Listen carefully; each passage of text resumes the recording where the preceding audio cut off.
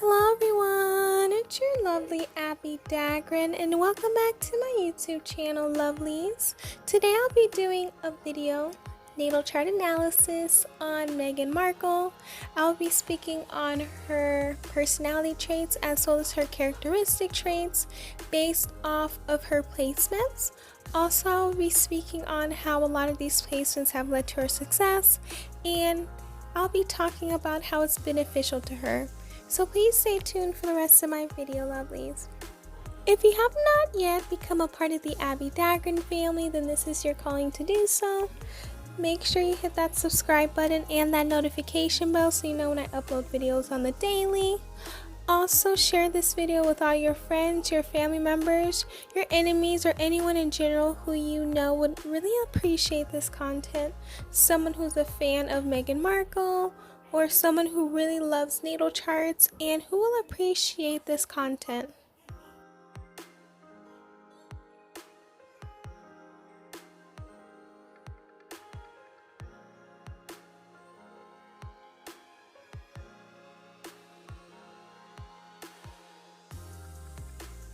Meghan Markle was born on August 4th, 1984. So this qualifies her to be a Leo, and you know that Leo is ruled by the sun, so having a Leo in the sun section, it's exalted, so it's a very great placement. And with this, they have a very passionate vibe, has a very warm vibe, and this is something that deals with the sun. You know, the sun is very warm. Having passion is something that they love.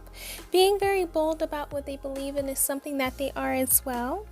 They're very intense and they love being the center of attention, and this really helps because they're Leos, and Leos is something that is ruled by the sun, so getting attention is not hard for them to get, and being in the spotlight is something that they appreciate, and it's also something that really comes to them in an easy way. So this explains Meghan. Next up is her moon in Libra, and with this placement, she tends to be very irresistible.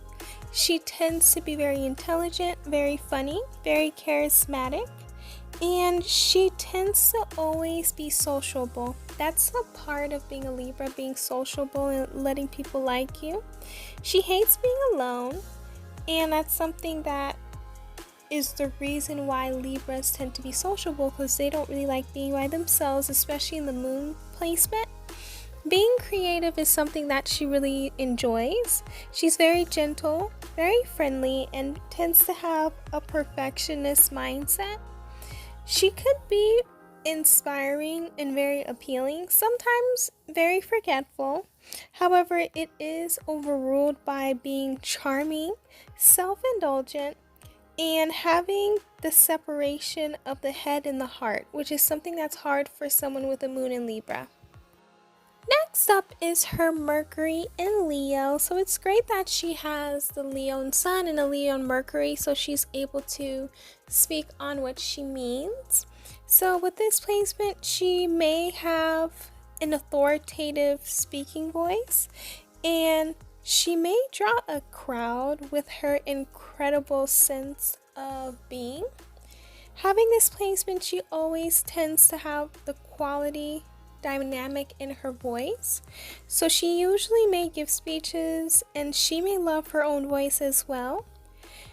You can tell when she's either happy or sad because she's going to express that, and she tends to be very uplifting, very motivating, very enthusiastic, a very strong person. She's lively, and she likes to speak more than she loves to listen.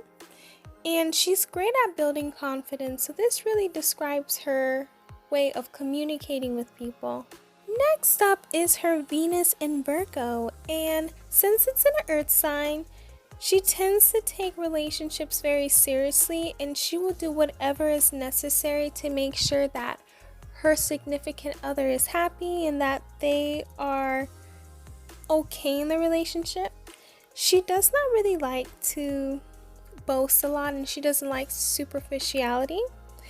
She doesn't like to play mind games. She's literally like just straight up tell me, do you like me or not? She's not overly romantic, but she's the type of person who's easy to make happy. She doesn't just jump into relationships easily. She tries to be helpful, and she needs to be appreciated for all the little things that she does. She tends to be very neat, clean, and tidy, very practical, very knowledgeable, and down to earth, which explains her placement. Next up is her Mars in Cancer. And with this, she tends to be persistent and will try to mold the situation to suit her emotional needs. So whether the situation it is, she's going to make sure that her emotional needs are being met and that anything around her is okay. She's going to make sure that she has a rich imagination. She's going to make sure she has caution when dealing with certain things. She does have a little sensitivity to herself, which is something that comes with being a water sign in certain placements. She has empathy and tries her best to understand others. She loves to create things that is beneficial to others, and she loves to do things that are very creative, and she does have an ambitious side to her, and being ambitious is something that really keeps her going in this section. Next up is her Jupiter in Libra, and with this placement, she has the ability to listen to all sides of the story before she makes a decision. She's going to make sure that everyone is being heard. She's not going to be biased when looking at all sides of a situation. She's going to make sure that this person's being listened to and the other person's being listened to. And based off of the listening, she's going to be able to make her decision. And that's something that people appreciate about her. And even though at times people will say, oh, she's very indecisive, because sometimes, making decisions can come with making a decision, and sometimes that's hard with a Libra placement. However, people around her really do appreciate her listening to them and getting to see both sides of the situation. So when she makes a decision, people are going to be like, you know what, like, we respect it, and she more than likely is right. Next up is her Saturn in Libra. So she has a stellium in Libra, and because of this placement, she will make sure that she bends backwards to make sure she makes the right decision with anything in life. So more than likely, with anybody with this placement of Saturn in Libra, when they make a decision, just know that they not only have great judgment and they have great intuition, but they made sure they listed the pros and the cons to make sure that this was what they wanted to do. And they make sure that the decisions is not only great for themselves, but also for others as well. And also that they're able to be gracious, be civilized, and be relatable and fair after making the decision, so people won't really take offense to it, and people will be able to understand where they're coming from after making a decision. Next up is her Uranus in Scorpio, and with this placement, she tends to be a rebel. And it's a good thing. You can see with any placement, anyone with this placement, they tend to have rebel tendencies, and it's so beautiful because it just sets a precedent for other people. For example, with her and her husband leaving the royal family in England, that's something that no one has really ever done other than Princess Diana, but other than that, no one else has done that. And she's always the type of person that goes against the grain and will come up with new and insightful ideas. This is something that has to do with rebirth, has to do with feeling everything and seeing everything deeply and very spiritually. And I really believe that she lives up to this placement, and she's the best example of someone with this placement. Next up is her Neptune in Sagittarius, and with this placement, she tends to thrive on a variety of exciting things, uplifting, and things that are able for her to learn. So this is a Sagittarius placement. This obviously has Sagittarius energy. So being able to have things that are exciting and do things that are exciting, do things that are fun, learning new things is something that comes with Sagittarius energy. She loves to investigate new things and get involved in things that people probably would have never done in a previous generation. And at times, people can say people with this placement have the most extreme ideas when pursuing something. However, usually they're able to prove people wrong, and other people in different generations will look at them and be like, oh, I want to be like this person. Next up is her Pluto in Libra. Since she was born between 1972 and 1984, she is a part of Generation Y, and this makes her more of a person that wants harmony, symmetry, agreement, and pleasantness. She may talk about transformed relationships, and she may talk about things that deal with politics. And she loves to find a common ground. She wants cooperation, and peace is something that she really would love to look at. And she likes to compromise. And having change in society's attitude towards marriage and interpersonal relationship is also energy that comes with the Pluto in Libra. And the power to inherit making emotional commitments is not centered lightly, and people will look at this placement and see that just because they have this placement, it doesn't mean that they're in a relationship only for emotional, but also to get to know the person.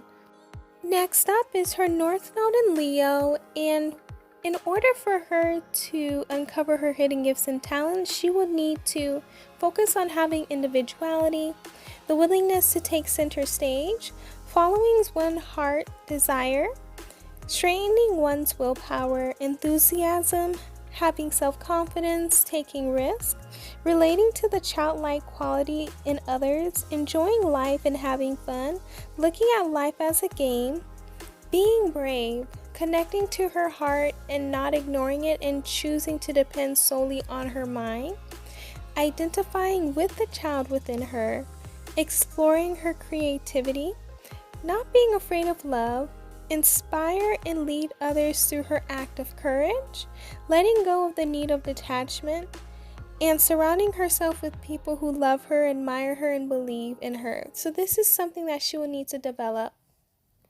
Next up is her Chiron in Taurus.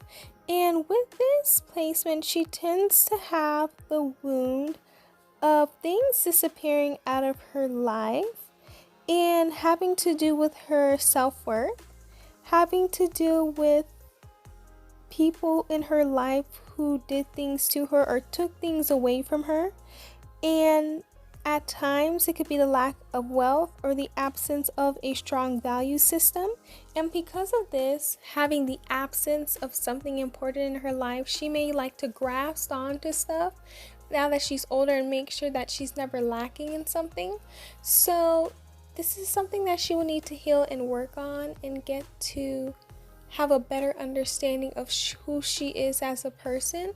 And being able to heal this is possible, and she'll be able to make sure that her life will be better with being healed of this. Next up is her rising in Cancer, and with this placement she has a similar aura about herself. It's so familiar that other people are like, wow, like I've seen this before. She's sensitive to her surroundings. She may seem shy when first meeting strangers. She's very caring and sweet. When drawn, can be moody, insecure, sensitive when she's withdrawn. She does need structure and security in order for her to live a happy life. She does not normally do casual relationships. She loves a relationship where she's committed 100% to, and that person's committed 100% to her as well.